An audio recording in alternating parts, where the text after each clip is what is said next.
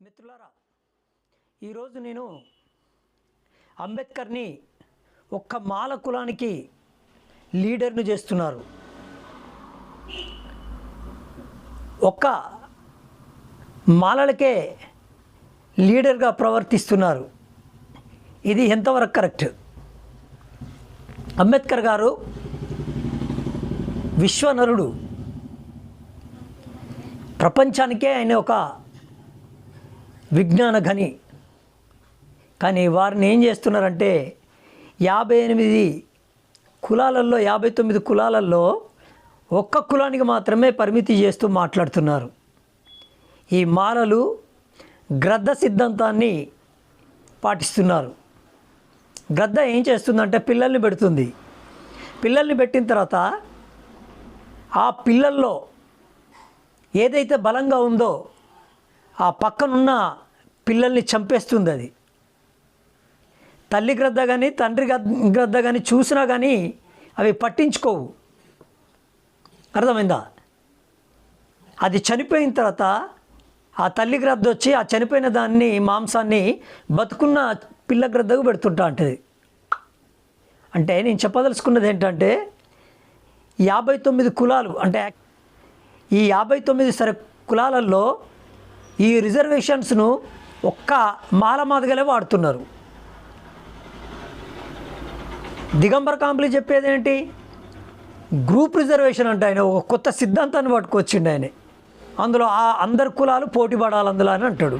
ఇక నీకున్ను బ్రాహ్మణుడికి పెద్ద తేడా ఏముంది చెప్పండి? ఇప్పుడు అగ్రకులాలతో మరి నువ్వు పోటీ పడవచ్చు కదా. మరి ఈ 59 కులాలలో ఈ రిజర్వేషన్స్ను ఒక్క మాల మాదిగలే వాడుతున్నారు. దిగంబర్ కాంబ్లీ చెప్పేది ఏంటి? గ్రూప్ రిజర్వేషన్ అంటే ఆయన ఒక కొత్త సిద్ధాంతాన్ని పట్టుకొచ్చిండు. ఆయన గ్రూప్ సిద్ధాంతంలో అందులో ఆ అందరు కులాలు పోటీ పడాలి అందులో అని అంటాడు. ఇక నీకున్ను బ్రాహ్మణుడికి పెద్ద తేడా ఏముంది చెప్పండి? ఇప్పుడు అగ్రకులాలతో మరి నువ్వు పోటీ పడవచ్చు కదా. మరి ఈ ఒక్క కులంతో 58 కులాలు పోటీ పడాలంట. అది అంబేద్కర్ రాసిండంట. మరి అంబేద్కర్ని విలన్ చేయాలని చూస్తున్నారు వీళ్ళు. అంబేద్కర్ని తక్కువ చేస్తున్నది మాలజాతి వారే. నాగం కుమారస్వామి నిన్న లెక్కలు చెప్పారు. వారిది ఒక లెక్క ప్రకారం 2011 లెక్కల ప్రకారం 54 లక్షల మంది ఎస్సీలు ఉంటే అందులో 32 లక్షల మంది మాదిగలే అని చెప్పారు. అతను మాలలు 15 లక్షల మంది అని చెప్పారు. ఈయన చెప్పే లెక్కలు చూస్తే మాలలే ఎక్కువ ఉన్నారు, మాలలమే మేమే ఎక్కువ ఉన్నాం, దోచుకొతున్నది మాదిగలని చెప్తున్నాడు. మరి మీరు ఎక్కువ ఉన్నప్పుడు రిజర్వేషన్స్కు నువ్వు ఎందుకు వ్యతిరేకిస్తున్నావు? మరి ఛాలెంజ్ చేసి చెప్తున్నా, ఉస్మానియా క్యాంపస్కు రా, అక్కడ మాలలు ఎక్కువ సీట్లు దొబ్బారా, మాదిగలు ఎక్కువ దొబ్బారా? చలో, మాలలు దొబ్బితే నువ్వు చెప్పుల దండ వేసుకోవాలా, మాదిగలు దొబ్బితే నేను చెప్పుల దండ వేసుకుంటాను. నీకు దమ్ము ధైర్యం ఉంటే ఉస్మానియా క్యాంపస్కు రా. ఇక్కడ చెప్పే లెక్కలన్నీ తప్పే. రమ్మనండి, ఏ లెక్కల ప్రకారం ఎక్కువ లెక్కలు చూద్దాం, రమ్మనండి. నేను సిద్ధం, నువ్వు సిద్ధమా? కాంబ్లీరా, ఉస్మానియా క్యాంపస్కి రా, చూద్దాం. ప్రొఫెసర్ కుమారస్వామి గారు చెప్పేది వారు ఎంత నిజాయితీగా ఒప్పుకుంటున్నారు. వారు అద్దంకి దయాకర్ అన్న కూడా రిజర్వేషన్ విషయంలో, వర్గీకరణ విషయంలో అద్భుతంగా వారు సపోర్ట్ చేస్తున్నారు. ఈ భారతదేశంలో ఉన్న ప్రతి ఒక్కరు దీన్ని సపోర్ట్ చేస్తున్నారు, కొంతమంది మాలలు తప్ప. అంబేద్కర్ గారు రాజ్యాంగాన్ని రాసినప్పుడు ఏం చెప్పారండి? ప్రజాస్వామ్యం అంటే అందరికీ సమాన హక్కులు రావడమే. ప్రజల చేత ప్రజల కొరకు ఏర్పడిన ప్రభుత్వమే ప్రజాస్వామ్యం. ప్రజాస్వామ్యంలో ఆర్థిక, సాంఘిక, రాజకీయ అవకాశాలు అందరికీ సమానంగా దక్కాలనే కదా అంబేద్కర్ గారు చెప్పింది. 59 కులాలు తినాల్సింది ఒక్కడే తినమని నీకు గ్రూప్ రిజర్వేషన్ పెట్టి నిన్నొక్కనే తినమన్నాడా? అరే పిచ్చోడా, ఆ రోజున్న పరిస్థితులను బట్టి ఈ ఏబిసిడీలు పెట్టలేక రిజర్వేషన్ అయితే రాని అనేసే పద్ధతులలో అది తీసుకురావడం జరిగింది. 59 కులాలు ఎట్లా రావాలి? నాగం కుమారస్వామి గారు చెప్తున్నారు, చాలా కులాలు ఇప్పటివరకు 10వ తరగతి స్కూల్ మెట్లెక్కని వాళ్ళు ఉన్నారు. మరి వాళ్ళందరూ ఎప్పుడు బాగుపడాలా? మరి ఇదంతా ఎవడు ఆలోచించాలి? ఎవరు చేయాలి ఇది? వరప్రసాద్ బెటరు. ఆయన అంబేద్కర్ రాజ్యాంగమే రాయట్లేదు అంటాడు. నువ్వు రాజ్యాంగం రాసిండు కానీ ఇది 59 కులాలకే రాసిండు, మా ఒక్క మాలోళ్ళకే రాసిండు, మిగతా వాళ్ళకి రిజర్వేషన్ లేదని నువ్వు అంటున్నావు. కాక వాళ్ళ కొడుకుతోని ఆ బేగరీ కులంలో చదివే పిల్లోడు పోటీ పడగలుగుతాడా? వాడు లండన్లో అమెరికాలో చదివచ్చినోడు ఇక్కడ స్కూల్లో గవర్నమెంట్ స్కూల్లో చదివినోడు పోటీ పడగలడా? ఇంతకు నేనే చెప్తున్నా, నేను 10వ తరగతి ఒక హై స్కూల్లో చదివిన గవర్నమెంట్ స్కూల్లో. మాకు 8th నుండి 10th వరకు మాకు మ్యాథమెటిక్స్ టీచర్లే లేరు. అప్పుడు మాకు కాంపోజిట్ మ్యాథమెటిక్స్ ఉండేది. 10వ తరగతి వరకు అసలు మ్యాథమెటిక్స్ టీచర్ లేరు. ఎట్లా చదువుతారు చెప్పండి? ఇప్పుడు చాలా స్కూళ్ళు పోయి చూడు, సరిగ్గా ఎవరు టీచర్లే ఉండడు. ఆడి ఈయనతో పోటీ పడతాడా? బేగరి కులంలో ఉన్న ఒక వెంకటయ్య వాళ్ళ కొడుకు వెంకటస్వామి వాళ్ళ మనమడితోనో లేకపోతే వెంకటస్వామి కొడుకుతోనో పోటీపడి సీట్స్ సంపాదించగలుగుతాడా? మల్లెపల్లి లక్ష్మయ్య మనమడును కాటికాపరి కొడుకు పోటీపడి చదవగలుగుతాడా? గోపీనాథ్ మనమడు హైదరాబాద్ పబ్లిక్ స్కూల్లో చదివేటోడు ఏది చిన్న పల్లెటూరులో చదివే పిల్లోడు ఆయన కొడుకుతో పోటీ పడగలుగుతాడా?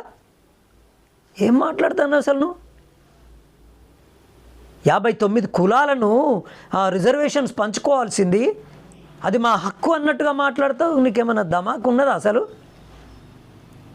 దీన్ని కూడా వేరే ఈ 59 కులాలలో ఉన్న వాళ్ళకు కూడా అర్థం కావట్లే. సుప్రీంకోర్టు జడ్జిమెంట్ వచ్చినప్పుడు ఆ జడ్జిమెంటు నీకు ఫేవర్గా వస్తేనేమో ఓకే, జడ్జిమెంట్ ఓకే, నీకు ఫేవర్గా రాకపోతే అందరు తప్పు చేసిందని అంటావు. రిజర్వేషన్ అంటే అందరం సమానంగా పంచుకోవాలా. 25 కులాలు ఉన్నాయి నీ దాంట్లో. 25 కులాలలో ఈ మాస్టి బేగరి, కాటికాపలి, పంబాలి, మెహరు, మాంగు వీళ్ళందరూ నీతో పోటీ పడగలుగుతారా? వాళ్ళ రిజర్వేషన్ ఎవరి జనాభా ప్రకారం వాళ్ళ రిజర్వేషన్ తీసుకోవాలి.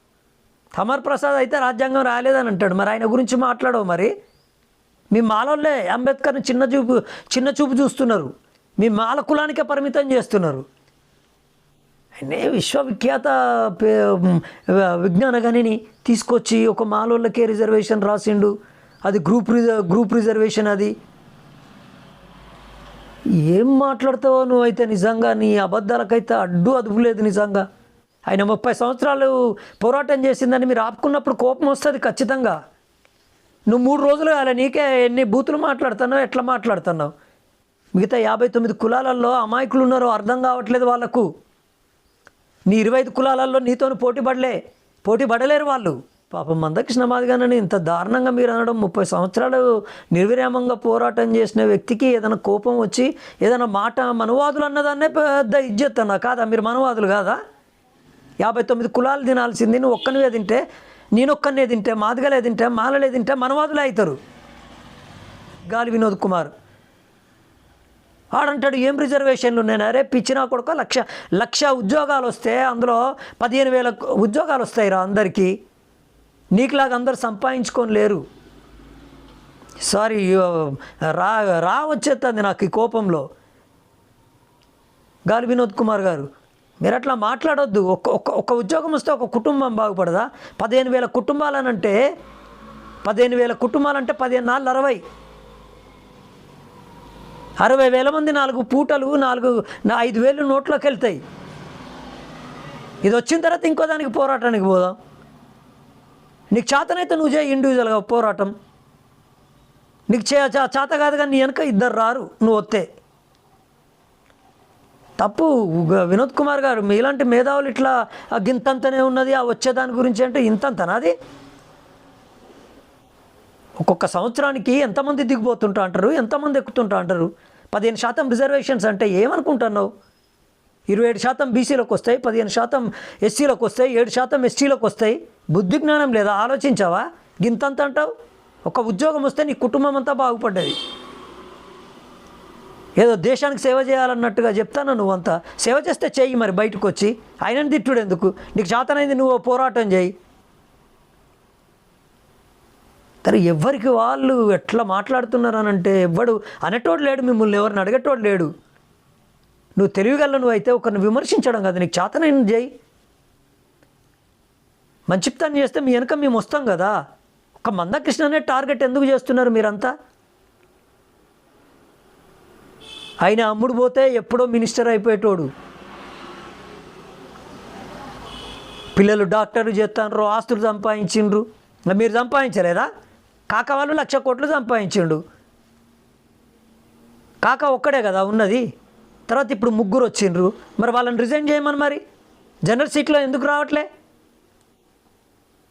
కొడుకు చేయాలా, అన్న చేయాలా, మనమడు చేయాలా, బిడ్డ చేయాలా, వీళ్ళేనా? వాళ్ళు జనరల్లోకి వచ్చి గద్దర్ వాళ్ళ బిడ్డకి ఇవ్వమనండి ఎస్సీ రిజర్వేషన్లో. ఆ వంశీని తీసుకొచ్చిండ్రు. వంశీ ఒక ఎంపీ, వివేక్, వినోద్ వీళ్ళేనా? ఇక ఎవరు లేరా రిజర్వేషన్లలో? వాళ్ళు జనరల్ సీట్లోకి పోయి మీ వాళ్ళకు మాలాలకు వేరే వాళ్ళకి ఇవ్వచ్చు కదా. అది అడగడేవాడు దిగంబర కాంప్లీ అది అడగాయా నువ్వు? అజయ్మన్ రిజర్వేషన్లు లేకపోతే నువ్వు అడుగు, నువ్వు తీసుకో సీటు జనరల్లో వాళ్ళకు పంపించి. అంత పెయిడ్ ఆర్టిస్టులు ఎక్కువైపోయినారు ఇందులో. 4 వర్ణాలలో బ్రాహ్మణులు, వైశ్యాసు, క్షత్రియుల నుండెళ్ళే కదా మనం ఇది చేసుకొని గుంజుకొచ్చుకొని స్వాతంత్రం తెచ్చుకొని మనం రిజర్వేషన్లు తెచ్చుకున్నది.